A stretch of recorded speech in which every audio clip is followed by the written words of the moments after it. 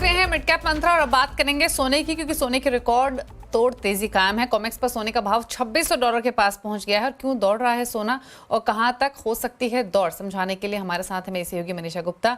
मनीषा, बताइए, सोने की चमक लगातार बरकरार है, अब क्या लग रहा है ये चमक कब तक जारी रहेगी? क्या नए टारगेट्स मिल रहे हैं?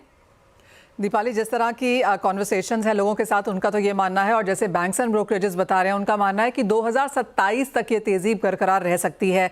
अब इस साल की जो तेज़ी है, जहां पर हमने दिन ब दिन नए ऑल टाइम हाइज बनते हुए देखे हैं, वो इसलिए है क्योंकि ग्लोबल सेंट्रल बैंक्स की बाइंग अच्छी खासी है। यूएस में जो अनएम्प्लॉयमेंट और लेबर का डेटा है, साथ ही साथ जिस तरह की इन्फ्लेशन आई है, वो सपोर्टिव है कि रेट में कटौती इस हफ्ते हमें देखने को मिलेगी। और साथ ही साथ जिस तरह की खरीदारी ग्लोबल ETFs की तरफ से है, वो भी काफ़ी ऑन द पॉजिटिव साइड है।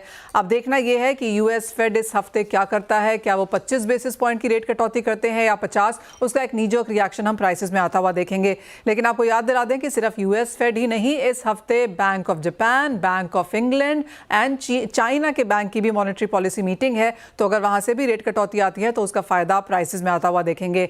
जहां तक आउटलुक की बात है, वेल, यहां से लोग काफी ज्यादा बुलिश हैं।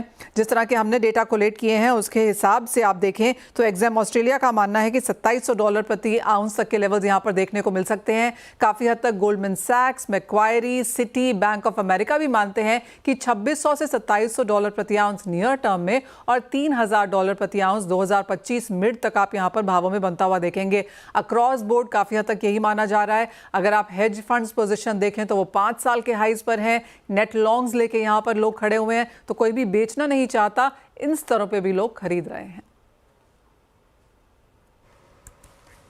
शुक्रिया आपका मनीषा जी ये बताने के लिए। तो इन स्तरों पे भी खरीदारी हो रही है लगातार तेजी के बावजूद भी। और देखिए कितने टारगेट्स देखेंगे तो $3000 तक के भी टारगेट्स ब्रोकरेज फर्म्स की तरफ से आ रहे हैं। रुक रहे हैं ब्रेक के लिए, ब्रेक के उस पार लेकर आएंगे खिलाड़ी नंबर 1 का अपडेट, जल्द वापस आते हैं।